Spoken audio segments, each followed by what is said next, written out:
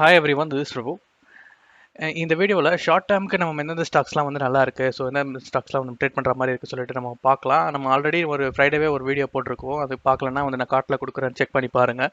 புதுசாக யாரா பார்த்துட்டு இருக்கீங்களா, லைக் அண்ட் சப்ஸ்கிரைப் பண்ணிவிட்டு அந்த நோட்டிஃபிகேஷன் ஆனில் வச்சுக்கோங்க. அப்போ தான் டெய்லி போடுற உங்களுக்கு ஷார்ட்ஸோ வீடியோவோ உங்களுக்கு நோட்டிஃபை ஆகும். ஓகே, டெலிகிராமில் ஜாயின் ஆகுதெல்லாம் கண்டிப்பாக ஜாயின் பண்ணிக்கோங்க. லிங்க் வந்து டிஸ்கிரிப்ஷனில் கொடுத்துருக்கேன். ஓகே, நம்ம ஸ்டாக்ஸ் பார்க்கலாம். ஃபர்ஸ்ட் வந்து இந்துஸ்தான் காப்பர் பார்த்தீங்கன்னா ஒருத்தர் கேட்டிருந்தாங்க, ஸோ உங்களுக்காக தான் இது ஆல்ரெடி வந்து இந்த ட்ரெண்டை வந்து பிரேக் அவுட் ஆகிட்டு தான் ட்ரேட் ஆகிட்டு இருக்கு. ஸோ நீங்கள் எடுத்திருந்தீங்கன்னா இந்த ட்ரெண்டை பிரேக் அவுட் ஆகும் போதே நீங்கள் க்ளோஸ் பண்ணிட்டு வந்திருக்கணும்.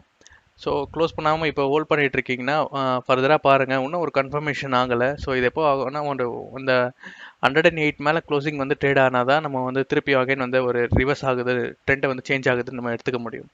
டே சார்ட்டில் இதுக்கு மேலே சஸ்டெயின் ஆகணும். இந்த 91 மேலே சஸ்டெயின் ஆகி ஹையர் அண்ட் ஹையர்லேயே போகுதான்னு பாருங்கள். ஓகே, அப்படி கண்டினியூ ஆச்சுன்னா இந்த 108க்கு மேலே வந்து க்ளோசிங் வரதுக்கு சான்ஸ் இருக்குது. ஸோ இப்படியே போச்சுன்னா, இல்லைனா வந்து சஸ்டெயின் ஆக முடியல, இந்த 91 மேலே சஸ்டெயின் ஆக முடியல, திருப்பியும் பிரேக் அவுட் ஆகிட்டு இல்லை வந்து இங்கேயே சைட்வேஸில் இருக்கிறதுக்கு நிறைய சான்ஸ் இருக்குது. ஒன்று வந்து 91 மேலே சஸ்டெயின் ஆகணும், இல்லை வந்து இங்கே பிரேக் பண்ணிவிட்டு இதை 70 வந்து டச் பண்ணிவிட்டு திருப்பி போகணும்.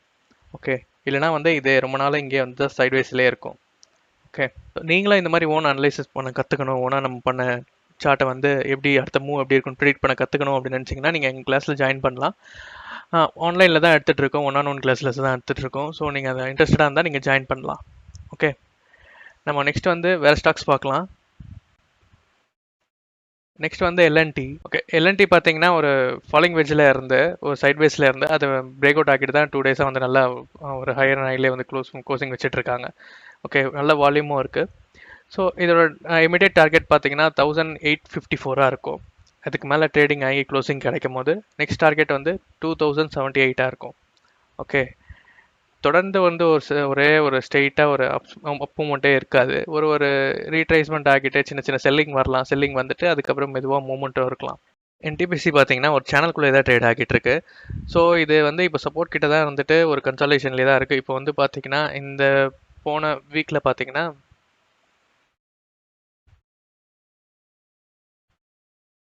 வீக்லி கேண்டலில் பார்த்தீங்கன்னா ஒரு க்ளோசிங் வந்து நல்லா இருக்குது. ஸோ இது அகைன் வந்து இந்த சேனலோட ரெசிஸ்டன்ட் வரைக்கும் போகிறதுக்கு நிறைய சான்ஸ் இருக்குது. ஓகே, நம்ம எடுத்தோன்னா நம்ம அடுத்த இந்த வீக்கில் எடுக்கிறோன்னா நம்மளோட ஸ்டாப் லாஸ் வந்து சேனல் கீழே வச்சுட்டு ஸோ நம்ம இதுக்கு போகிற வரைக்கும் நம்ம வெயிட் பண்ணி பார்ப்போம்.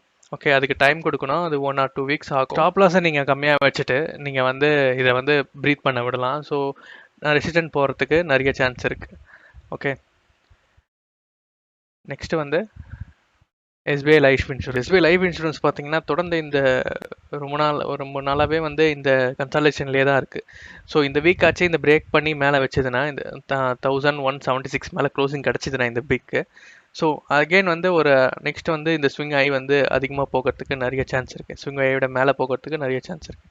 க்ளோசிங் இந்த வீக் மேலே வருதான்னு பாருங்கள். நீங்கள் எடுக்கிறீங்கன்னா நம்ம இமீடியட் ரெசிஸ்டன்ட் வந்து 1176 இருக்கும். ஸோ இதுக்கு மேலே க்ளோசிங் கிடைக்கிற போது இதோட மூவ் வந்து நெக்ஸ்ட் ஸ்விங் ஐயை விட போகிறதுக்கு நிறைய சான்ஸ் இருக்குது.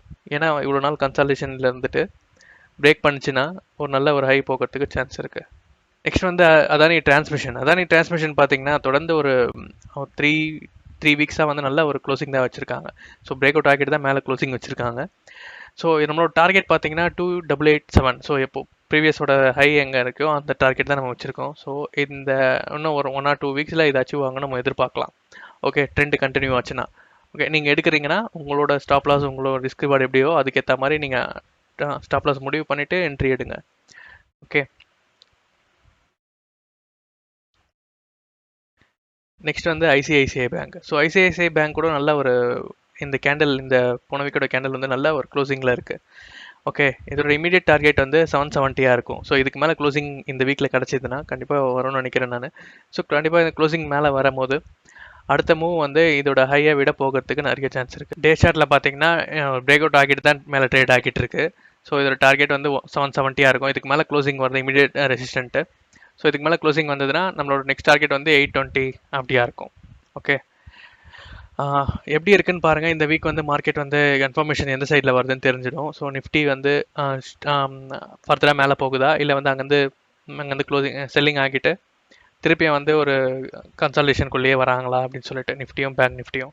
ஓகே, எப்படி கன்ஃபார்ம் ஆகுதுன்னு பார்த்துட்டு அந்த ட்ரெண்டு கூட போகிறது நம்மளுக்கு வந்து ப்ராஃபிட்டபுளாக இருக்கும். ஓகே, சேனலை சப்ஸ்கிரைப் பண்ணலன்னா சப்ஸ்கிரைப் பண்ணுங்கள். நம்ம நெக்ஸ்ட் வீடியோவில் பார்க்கலாம். தேங்க்யூ.